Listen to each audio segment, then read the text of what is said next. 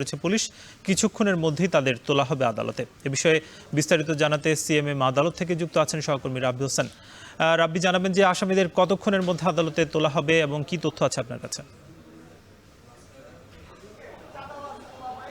সাকিব, আমি প্রথমে বলে রাখি যে তাদেরকে কিছুক্ষণ আগে আদালতে তোলা হয়েছে। এই 1 মিনিট হয়েছে আদালতে তাদেরকে নিয়ে আসা হয়েছে, যদিও বিচারক এখনো কোর্টে বসেননি।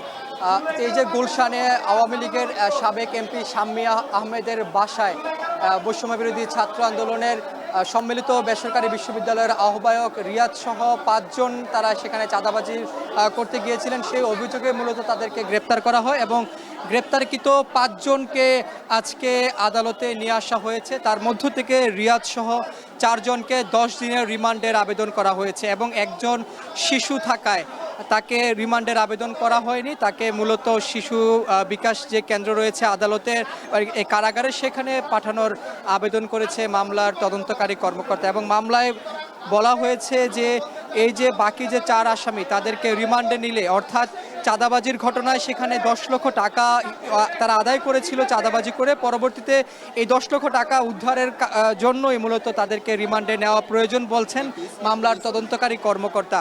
এবং তারা বলছেন যে তাদের সঙ্গে আর কে কে জড়িত আছে এই বিষয়টি জানা সম্ভব হবে তাদেরকে রিমান্ডে নিলে। এই বিষয়গুলো তুলে ধরেছেন, আমরা দেখেছি মামলার যে এজাহার রয়েছে সেখানে। তবে এখনও যেহেতু তাদের যে শুনানি সেটি শুরু হয়নি এবং কিছুক্ষণের মধ্যে তাদের শুনানি শুরু হবে। এর আগে তাদেরকে ডিবি হেফাজতে নিয়ে যাওয়া হয় গ্রেপ্তারের পর। যদিও গ্রেপ্তারের পর যে বিশেষ করে এই যে প্রধান যে আসামি বেসরকারি বিশ্ববিদ্যালয়ের বৈষম্য বিরোধী ছাত্র আন্দোলনের আহ্বায়ক রিয়াদ, তাকে নিয়ে আসলে সবচেয়ে সমালোচনা তৈরি হয়েছে। কারণ তিনি বিভিন্ন রাজনৈতিক দলের শীর্ষ নেতৃবৃন্দের সঙ্গে তার সখ্যতা রয়েছে, এই বিষয়টি তারা বলেছেন। যার কারণে সামাজিক যোগাযোগ মাধ্যম থেকে সব জায়গায় কিন্তু এই ঘটনাটি আসলে ছড়িয়ে পড়েছে এবং সমালোচনার সৃষ্টি হয়েছে। যার কারণে এখানকার বিক্ষুব্ধ যারা আইনজীবী রয়েছেন, বিএনপিপন্থী ছাড়াও যারা রয়েছেন, সকলে এখানে তারা এই শাস্তি দাবি করছেন। অর্থাৎ তার চাঁদাবাজির বিরুদ্ধে তাদের যে কঠোরতা আইনের সেটি প্রয়োগের তারা দাবি করছেন এখানকার বিক্ষুব্ধ আইনজীবী সহ এখানে সাধারণ যারা ক্ষুব্ধ মানুষ রয়েছেন তারা। এই ছিল আমার কাছে সবশেষ খবর।